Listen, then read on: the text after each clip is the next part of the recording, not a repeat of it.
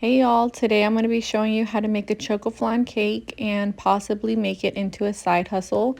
You can turn $9 into $39, so I'm going to show you how to do it. Here we go. First, we're going to put our bundt cake pans into these deeper baking pans, and we're going to fill up these pans with water up to 3/4.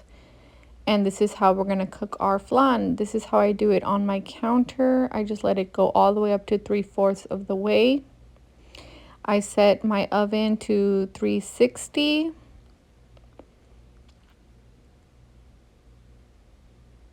And then I'm going to put some baking spray all over the bundt cake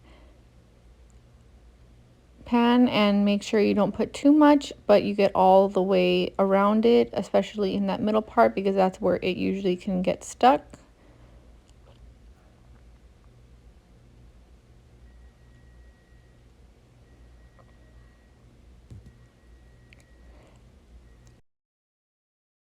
And I put a small saucepan on high heat, and this is how we're going to melt our sugar for the bottom of the flan bundt cake recipe.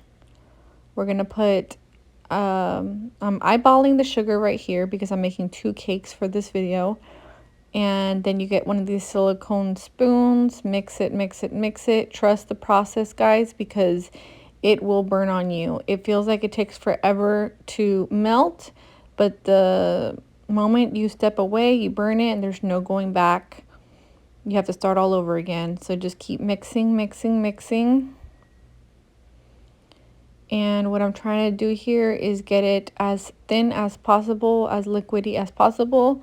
And what I'll start doing is push down on these clumps of sugar to start breaking it down and just speed up the process a little bit.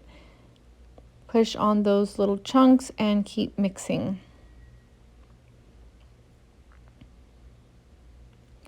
Do not get this on your skin, guys. If it gets on your skin, I assure you, you will get burned severely. So it's looking like it's almost done. Just getting the last bits of chunks out of there. Make sure that when you pour this, guys, there's no pets or kids next to you at your feet, because usually that's my case. And when you pour this in, it is totally normal to hear crackling due to the different temperatures of the sugar liquid and the pan. Just try to even that out and be extremely careful. Make sure you soak your saucepan with water because it will stick on there, guys. It will be very hard to get off. So now I'm going to explain what goes into the flan portion of the cake for one cake. Remember, guys, I'm making 2 cakes during this video. For one flan cake, you're going to need half a block of cream cheese, 1 can of la lechera sweetened condensed milk, 1 can carnation evaporated milk, 3/4 granulated sugar, and 2 teaspoons pure vanilla sugar with 5 large eggs. There's the cream cheese. There's a la lechera. Make sure you do not get the one that says lactose free. It will come out terrible. This is the carnation evaporated milk. This is the pure vanilla sugar. There's my 10 eggs, but I'm only going to use 5 if I was making just 1 cake. Get it all into the blender and liquefy. Continue to liquefy to make sure that cream cheese mixes and it'll come out all bubbly. Let it sit for a second, and we're going to start pouring it into our bundt cake very carefully. And like I said, sometimes that candy sugar might crackle, and that's totally normal. And just make sure you evenly place it into each bundt cake. And the weird thing about this, it looks like it's going to be way too high and not enough room for your cake batter when you do the next step, but it will compress itself, so don't worry about how much flan cake looks like it's in there. Then we're going to put some heavy duty aluminum foil on there. Make sure you go a couple times around on each bundt cake. You want to make sure that it's really sealed up, because if too much steam gets in there, it's going to ruin your cake. And there is our hot water. As you can see, the stove is very, very hot, and magic happens, and you put the bundt cakes in there very carefully.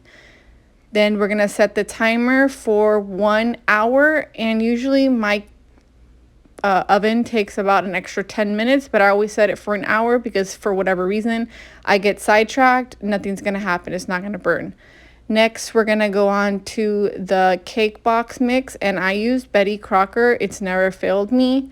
The one that I love to use is the chocolate fudge, and you're just gonna follow the recipe in the back of the box. The only difference is instead of the water, you're gonna put the milk, 2% milk. And here are my 6 eggs. 3 of them are my own chicken eggs.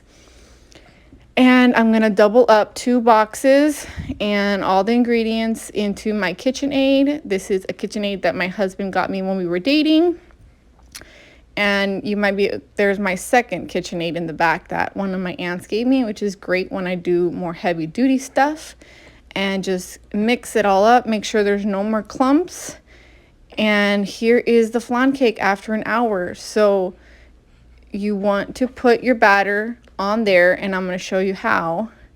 Make sure that it is soft, that your finger does not go through it. That means it needs a few more minutes in the oven. Gently put the chocolate mixing cake on top, slowly at a very low level, because if you just start pouring it into one spot as opposed to go all around like I'm showing you right now, it might puncture the flan. And when you slice the flan cake, you will notice that there is not an even layer of flan on there. Then we're gonna cover them back up with the foil and put them back in the oven for an hour. Here is me taking the foil off. You want to take the foil off right away when it comes out of the oven, because if you leave the foil on while it's cooling, the steam still produces in there and it'll make your cake all soggy. Here's me touching the cake just like anyone else would to see if it's too moist. If it is too moist, it is okay. Put it right back into the oven very carefully. Let it sit there for another 10 minutes. Nothing is going to happen. Slowly take off the foil. And what I do is I get a little wood skewer, and in 2 or 3 different spots in the middle, I always make sure, just like you would any other cake, and make sure it is cooked all the way through. This recipe has never failed me, guys. It's a great recipe. Then what I do is I put some kitchen towels and set it on my counter. This is me doing the same exact recipe, but in a strawberry. And I have also done a carrot flan cake that comes out really good, but it takes a little bit longer in the oven, and you might have to put a little bit more cake batter in there. These are the strawberry single slices, and as you can see, they're pretty big slices in single boxes. And that is caramel drizzle. I put a good amount on there, and then I put pecans and half a slice of cherry on there. I close them all up and they're good to go.